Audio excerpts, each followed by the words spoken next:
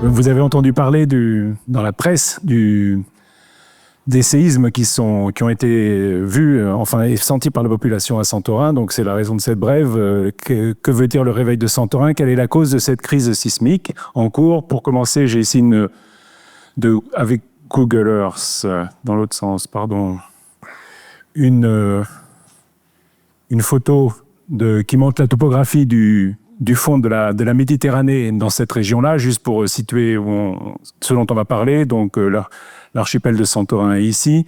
Et si vous regardez la topographie ici, vous voyez tout de suite déjà quelque chose qui est ce qu'on va voir plus en détail dans la planche suivante, qui est ici la limite, vous voyez la topographie, la limite entre la plaque africaine qui est ici, qui est en train de passer, de subducter sous la plaque eurasiatique qui est ici. Il y a une microplaque ici, mais bon, vous voyez tout de suite la forme, la trace de cette structure.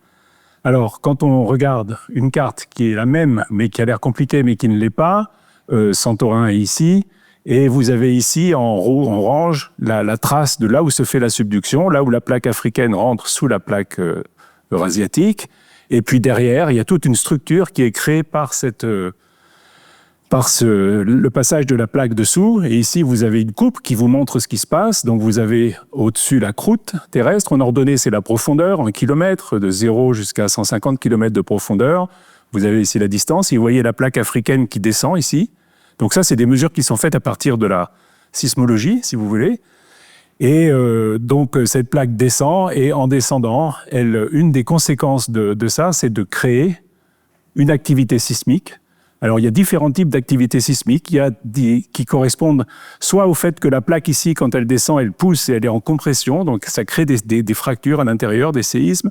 D'autres qui sont liés au fait que quand elle s'enfonce en profondeur, elle se tend, si vous voulez, et elle a tendance à se casser sous l'effet de son poids, presque. Et donc, ça crée d'autres types de séismes. Et puis, d'autres séismes dans la croûte ici, qui sont dus au fait que cette plaque pousse sur l'autre et compresse la plaque qui est ici. En fait, la structure assez complexe fait qu'elle s'étire ici et donc ça casse aussi. Il y a des séismes qui font casser cette plaque. Et il y a enfin d'autres séismes qui sont dus au fait que la plaque plonge ici, cette plaque se réchauffe et libère des fluides. Ces fluides sont injectés, remontent ici dans le manteau, ce qu'on appelle cette forme qu'on appelle le coin de manteau. Et ces fluides, en remontant dans ce manteau, abaissent le point de fusion de la roche. C'est un fondant, l'eau qu'on introduit dans la roche. Et donc, sans changer la température, simplement le fait d'injecter des fluides, ça crée du magma. Et ce magma va avoir tendance à monter, et c'est ce qui explique qu'il y ait des volcans qui soient au droit des zones de subduction. C'est ce qu'on appelle le volcanisme d'arc, les Antilles par exemple. Mais ici, c'est la subduction de l'Afrique sous l'Europe. Et donc ce volcan, ces magmas qui passent ici, ils traversent la croûte, et ils créent aussi en passant des séismes. Et donc en fait, quand on mesure dans les stations d'observation et de surveillance au-dessus de l'activité sismique, il faut être capable de savoir à quoi est due cette activité sismique et si cette activité sismique annonce ou pas l'arrivée d'une éruption volcanique ou pas. Et donc, c'est assez compliqué à voir. Et ici, vous avez une carte, juste pour vous donner un exemple, des séismes enregistrés. Alors ici, vous voyez, c'est entre le 26 janvier et le 3 février. Chaque point correspond à un séisme qui est détecté. L'île de Santorin est ici. Et il y a ici toute une série de failles, que vous voyez, les traces noires, qui sont des failles qui sont liées à des cassures dans la plaque européenne, liées à la subduction. Et vous voyez que ces séismes se distribuent ici, et il y en a énormément. Donc, c'est beaucoup de séismes de magnitude entre 4 et 5. Magnitude 4 et 5, ça correspond à, si vous voulez, une cassure de quelques centimètres de hauteur sur 5 à 10 km de long. C'est des cassures qui correspondent à un déplacement qu'on appelle en faille normale. Donc, un bloc descend et l'autre monte. Et puis, ces séismes sont importants parce qu'ils se passent ici dans une région très près de Santorin, connectée à cette faille ici qui a un nom, qui s'appelle la faille d'Amorgos, qui est connue pour avoir eu un séisme très grand en 1956 de magnitude 7,5, donc qui correspond là à un déplacement énorme de plusieurs mètres de la faille sur plus de 150 km de long et qui avait créé un tsunami avec des vagues de plus de 20 mètres de haut en Grèce et il y avait eu une cinquantaine de morts. Donc c'est une zone qui est très connue pour ça et cette sismicité est due à la subduction. Et il y a du volcanisme récent à Santorin et du volcanisme récent ici. Alors, le problème, c'est que ces séismes qu'on voit, vous avez ici 3 exemples, ils créent, on peut les analyser en fonction du signal qu'on enregistre, c'est-à-dire la vibration, l'onde qui est créée par le séisme. Et il y a différents types d'ondes. Vous avez, si c'est un séisme tectonique, sur le glissement sur une faille, c'est assez bref et ça crée une onde qui est comme ça. Donc, vous voyez la forme de l'onde.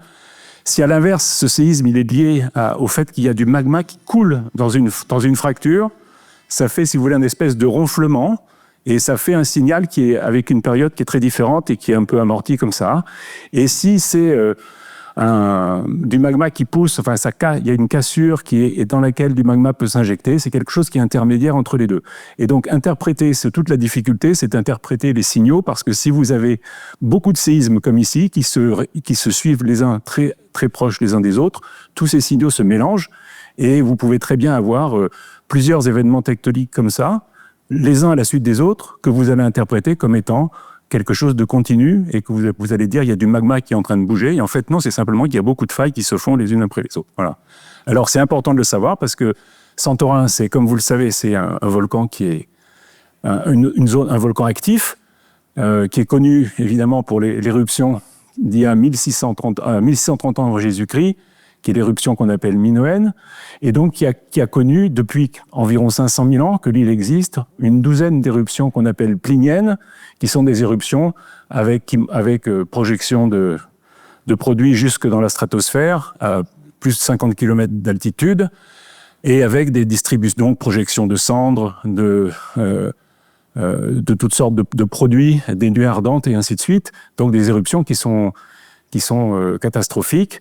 Et la forme de l'île actuellement, la caldeira qui est là, est liée à plusieurs de ces éruptions.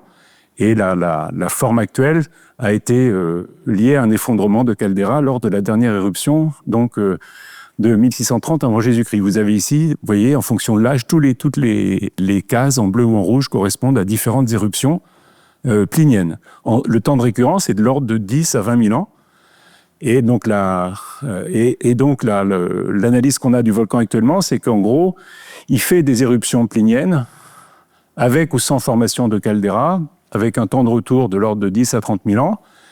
Entre ces éruptions, il y a des éruptions, des coulées de lave qui ne sont pas explosives. Donc, par exemple, ici, dans Santorin, l'île de Kamini, qui est au centre, a été créée depuis la dernière éruption de 1630 par des coulées de lave, la dernière s'étant faite en 1956 ou quelque chose comme ça. Donc c'est un volcan qui est toujours actif. Et l'île a grossi à cause de ça. Et puis il y a des phases de repos. Donc toute la question, c'est de savoir si l'activité qu'on voit actuellement est annonciatrice d'une reprise du volcanisme, et l'analyse qu'on fait de ça, quand on regarde plus en détail, en fait, le magma actuellement est stocké sur des chambres magmatiques à 4 ou 8 km de profondeur, et injecté, ces chambres magmatiques se remplissent petit à petit. Il y a eu une crise en 2012, où il y a eu aussi beaucoup d'activités sismiques comme aujourd'hui, et on a pu mesurer un gonflement du volcan, et on a pu interpréter ça comme étant la preuve qu'il y avait deux poussées de magma qui s'étaient injectées à 4 km de profondeur et qui remplissaient la chambre magmatique sous le volcan.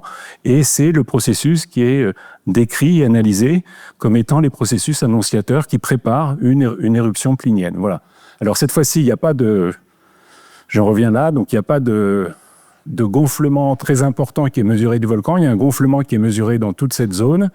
Et l'interprétation actuelle, c'est que l'essentiel de cette sismicité est une sismicité de type volcanotectonique, donc tectonique, et donc ne correspond sans doute pas à une recharge du volcan. Et donc, ça nous amène peut-être pas à une crise volcanique. Donc, on peut prendre son billet et aller en vacances à Santorin. Mais c'est la récurrence de ces éruptions est quand même importante. Et voilà, pour finir, vous connaissez évidemment l'éruption minoenne donc de 1630, et vous savez qu'on a entendu beaucoup parler on dit que cette éruption pouvait être responsable de la fin de l'âge du bronze. Elle est en fait, c'est passé un peu avant la fin de l'âge du bronze. L'analyse de tous les dépôts en Méditerranée montre que même s'il y avait plusieurs mètres de cendres sur l'île de Santorin, il n'y avait que quelques centimètres en Crète et ainsi de suite. Donc c'est sans doute pas ça qui est la cause de ça. Et je finis sur cette photo. Un livre que j'ai bien aimé lire il y a quelques années, que je vous recommande, vous l'avez certainement lu, et ce livre de cet archéologue, M. Klein, qui donc fait une analyse de la fin de l'âge du bronze. Donc il le date de cette date qui correspond à une invasion de l'Égypte, et où il explique que c'est sans doute l'âge du bronze était le premier exemple d'une civilisation mondialisée et qui s'est effondrée à cause des faiblesses de la mondialisation et avec d'autres conséquences naturelles, changement climatique, séisme et ainsi de suite. Une conjonction de différentes causes. Voilà. Merci.